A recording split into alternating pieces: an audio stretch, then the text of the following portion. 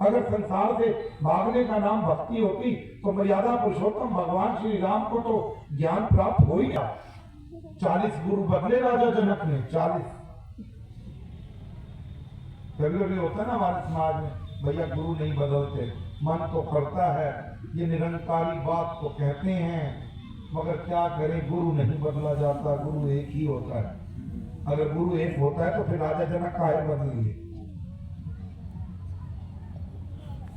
राजा जनक ने एक ही शर्त रखी कि जो मुझे तत्क्षण परमात्मा का बोध करा देगा, ब्रह्म का बोध करा देगा, रमा हुआ राम दिखा देगा, मैं उसे गुरु बनाऊंगा।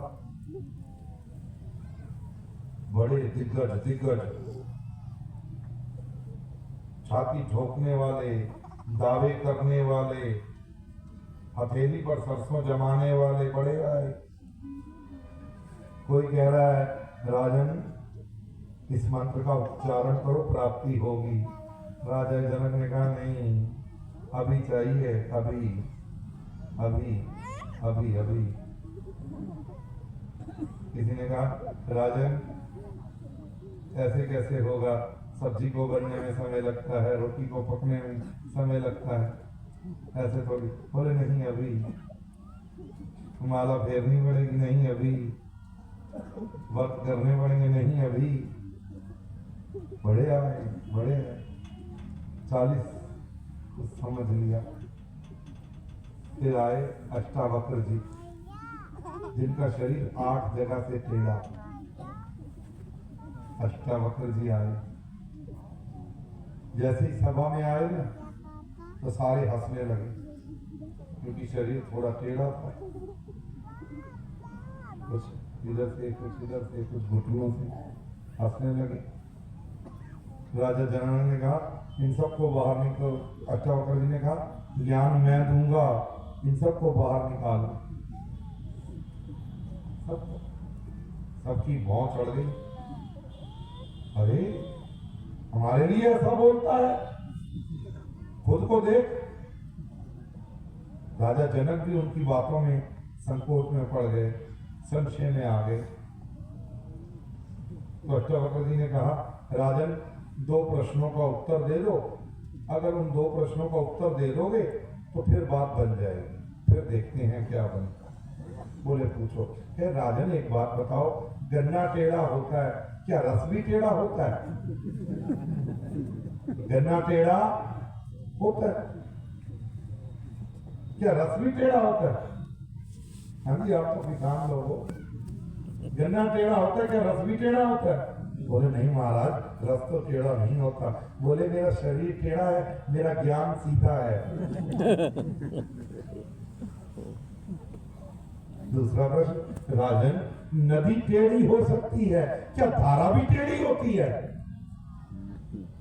नदी टेढ़ी हो सकती है, धारा टेढ़ी। मेरा शरीर टेढ़ा है, मेरा ज्ञान सीधा है, सीधा है, सीधा है। राजा जनक को बैठाया, 9 प्रकार की माया को अलग किया, अलग कर दिया। 9 प्रकार की माया, अहंकार रहित किया। 5 प्राणों से 9 प्रकार की माया को अलग किया। 10वें ब्रह्म का बोध कराने के लिए राजा जनक को कहा हाँ जी राजन बोलो, ज्ञान चाहिए? हाँ। तत्व का बोध चाहिए? हाँ। ब्रह्म का बोध चाहिए? हाँ। कैसे मानोगे?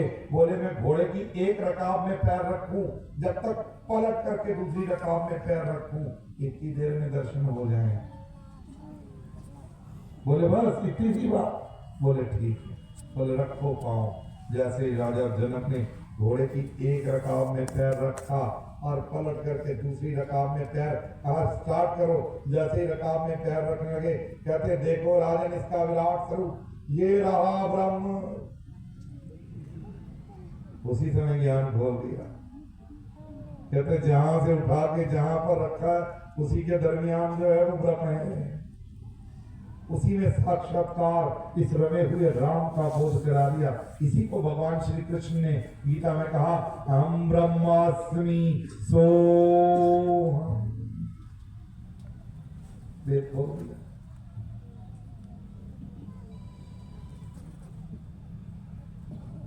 धन धन राजा जनक है। ब्रह्म का बोध हुआ, ईश्वर का साक्षात्कार हुआ। जात न पूछो साधु की, पूछ लीजिए ज्ञान। मोल करो तलवार का, पड़ी रहने दो। छोड़ सकल रस चोज। दुनिया की जिन तमाम चीजों में रस ढूंढ रहे हो, ये सब रस विहीन है, क्षण भर का रस है। बहुत बढ़िया कपड़े पहन लो, चमकते